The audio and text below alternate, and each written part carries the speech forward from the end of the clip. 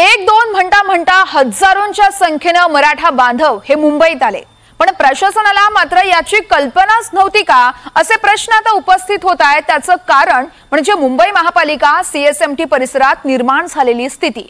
नेमकं काय घडलं पाहणार आहोत या रिपोर्टमधून। मराठा मुंबईत प्रशासनाची पंचायत।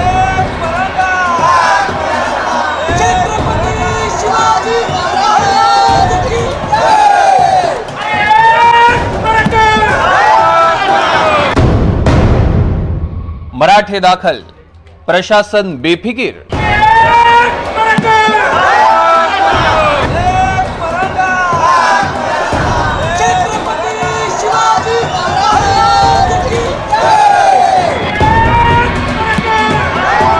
एक मराठा लाख मराठा अशा घोषणा देत मुंबईत दाखल झालेला हा मराठा समाज।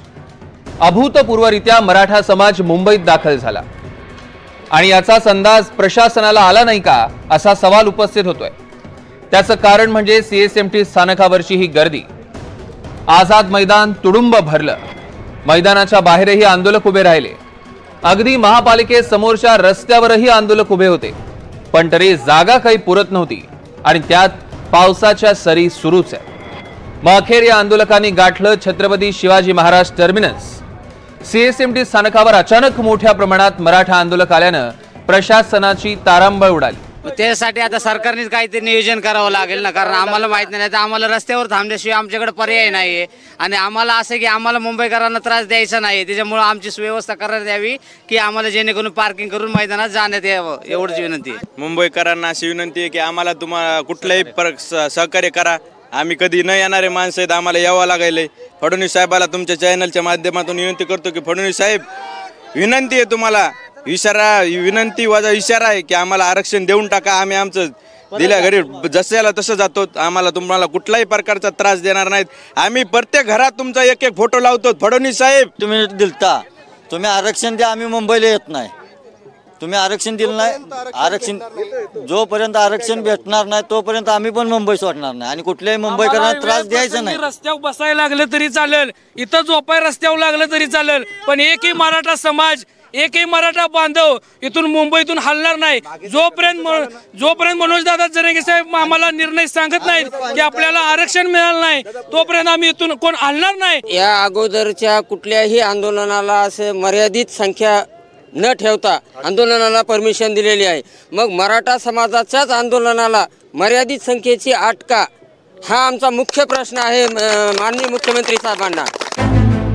आंदोलकांची संख्याच इतकी होती की प्रशासकीय यंत्रणा देखील फेल ठरली।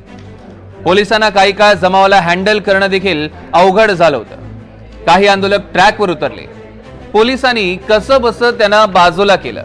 ज्यावेळी आंदोलक या छत्रपती शिवाजी महाराज टर्मिनस स्थानका परिसरात आझाद मैदान परिसरामध्ये पोहोचले होते, त्यावेळी पावसाने हजेरी लावली होती, गर्दी मोठ्या प्रमाणात आहे। त्यासोबतच आसरा शोधण्यासाठी हे सगळे आंदोलक जे आहे हे या ठिकाणी पोहोचले असल्याचं चित्र आपल्याला बघायला मिळालं आणि आता याच ठिकाणी त्यांनी आपल्या आंदोलनाला सुरुवात केलेली आहे। अनेक आंदोलक जे आहे रात्रभराचा प्रवास या आंदोलकांच्या माध्यमातून करण्यात आला आणि आता हे आंदोलक या ठिकाणी आराम करत असल्याचं चित्र बघायला मिळते। दुसरीकडे काही आंदोलक रेल्वेमध्ये बसून जे आहे मुंबईत इतर ठिकाणी जातानाचं देखील चित्र आपल्याला बघायला मिळते। आंदोलकों की भीड़ जो है वो छत्रपति शिवाजी महाराज टर्मिनस स्थानक पे थोड़ी सी ज्यादा हुई है। हम लोग सारे आंदोलकों से भी ये विनती कर रहे हैं कि कृपया किसी प्रकार के जो यात्री यहाँ पे लोकल ट्रेनों से आ रहे हैं, उतर रहे हैं, उनको किसी प्रकार की दिक्कत ना हो, इसका प्रयास करें। इसी के साथ साथ हमारे आरपीएफ, जीआरपी और कमर्शियल डिपार्टमेंट के कर्मचारी लगभग 240 से अधिक एमएसएफ स्टाफ ये सभी स्थानकों के ऊपर तैनात हैं और वो ये प्रयास कर रहे हैं कि ये जो आंदोलक हैं उनको भी किसी प्रकार की हानि ना हो और साथ ही साथ में रेलवे का जो संचालन है वो भी प्रॉपर रूप से चलता रहे, इसका प्रयास हम लोग कर रहे हैं। अखेर मनोज जरांगे पाटलांना सीएसएमटी वरील परिस्थिती समजली। जरांगेंनी आंदोलकांना तिथून निघण्यास सांगितलं आणि त्यानंतर परिस्थिती काहीशी आटोक्यात आली। तुम्हाला मोगम मराठ्याचं वाटोळं करायचं, राजकारणाचं नाही, कोण दुःख होऊ नका। मी जर तिथं आलो ना तर त्याला पळून सुद्धा देणार नाही, त्याला ठेवा तुमच्या पोलीस ओळखीत असतात, त्याला मला अर्ध्या 10 मिनिटात ते मोकळं करलं होतं। सरकार ऐकत नसल्यावर त्या गोष्टी, मी आंदोलन सोडून गेल्यावर त्या गोष्टी, विनाकारण त्याचं कारण सांगतोय बोलायचं. CST पशी 25-30 जण होईल माकडं, त्यांच्यामुळे आपल्या 18 किलोमीटर लोक थांबले तिथे यायची, ते 2% सुद्धा लोकांनी दिलं. आझाद मैदानात जागा नसल्यानं मोठ्या प्रमाणात मराठा समाज थेट मंत्रालय परिसरात धडकला. मंत्रालय परिसर अक्षरशः जाम केला. एक मराठा लाख मराठा आणि आरक्षण घेणारच या घोषणांनी परिसर अक्षरशः दणाणून गेला.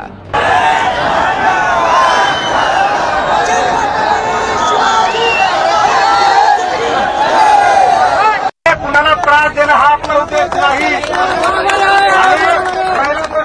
आपला नाश्त्याचा आपल्या असंख्य बांधवांनी संपूर्ण साहित्य बरोबर आणलेलं आहे.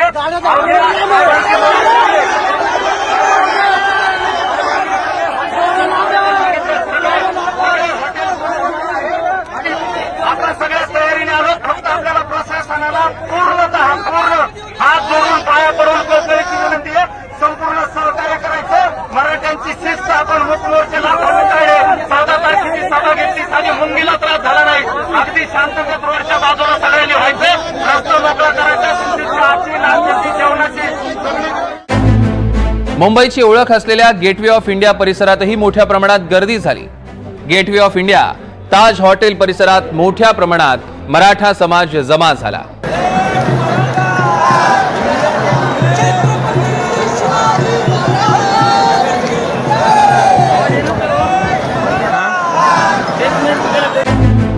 हेच अवस्था मुंबईच्या रस्त्यांवर देखील होती. आंदोलकांना मुंबईत दाखल होण्यासाठी अटल सेतू टोल फ्री केला, पण मराठ्यांचं वादळच इतकं मोठं होतं की अख्खा अटल सेतू भगवामय झाला. संपूर्ण अटल सेतूवर वाहतूक कोंडी झाल्याची ही दृश्य. हीच अवस्था ईस्टर्न फ्रीवेवर देखील होती. लांबच्या लांब गाड्यांच्या रांगा लागलेल्या. याचं मुख्य कारण म्हणजे मराठा आंदोलकांच्या गाड्यांच्या पार्किंगसाठी योग्य व्यवस्था केली नाही. वडाळा शिवडी परिसरात मुंबई पोलिसांकडून गाड्यांच्या पार्किंगची सोय करण्यात आली. 5000 आंदोलकांना आझाद मैदानात आंदोलनासाठी परवानगी दिली, पण हजारोंच्या संख्येने आंदोलक मुंबईत धडकले. हजारो गाड्या मुंबईत आल्या आणि त्यांना पार्किंग बाबत कोणतीही सूचना दिली नाही. अर्थात या सगळ्या गोष्टींमध्ये एकाच गोष्टीची खबरदारी निश्चितपणे घ्यावी लागेल की काही लोकच जरा वेगळ्या पद्धतीनं वागतात आणि त्यांनी मग संपूर्ण आंदोलनाला गालबोट लागतं. तर अशा प्रकारे कोणी वागू नये याच्याकडे लक्ष द्यावं लागेल. आणि मला असं वाटतं की श्री मनोज जरांगे पाटील यांनीही तशाच प्रकारचं आव्हान केलेलं आहे की कोणीही अलोकतांत्रिक पद्धतीनं किंवा आडमुठेपणानं या ठिकाणी वागू नये. इथे सरकारनं त्यांचे लंबीचे त्याचे संघाचे कुलप लावून ते दार बंद केले.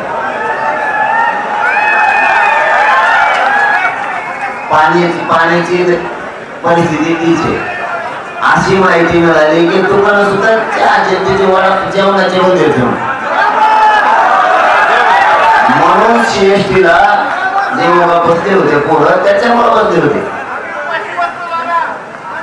त्याच्यामुळे हे प्रॉब्लेम वगैरे ते आता ज्यावेळी ते पोरं इथल्या पोलीस अधिकाऱ्यांनी बांधवांनी सांगितलं एवढे करायला सांगा, आपण काय सांगितलं ते निघले सुद्धा, पण त्यांनी ते कारण सांगितले काय सुरू नाही. पाणी प्यायला होता म्हणजे कदरून जावा मराठी मुंबईत. परत जेवायला मिळू नाही त्यांना, चहा पाणी मिळू नाही त्यांना, काही वस्तू मिळू नाही. अरे इंग्रजी कशा बेकार झाले तुम्ही. मग इतक्या मोठ्या प्रमाणात आंदोलक मुंबईत येत होते याचा सरकारला अंदाज आला नाही का? 5000 जणांना परवानगी असताना इतक्या आंदोलकांना का येऊ दिलं? पुरेशी यंत्रणा का तयार ठेवली नाही? असे प्रश्न या बोजवारा उडालेल्या व्यवस्थेमुळे उपस्थित होत आहेत. जरांगेंनी आमरण उपोषणाला सुरुवात केली. हे उपोषण किती दिवस चालेल हे कुणीही सांगू शकत नाही, पण जोवर उपोषण चालेल तोवर या आंदोलकांची सोय कशी करणार हे महत्वाचं आहे.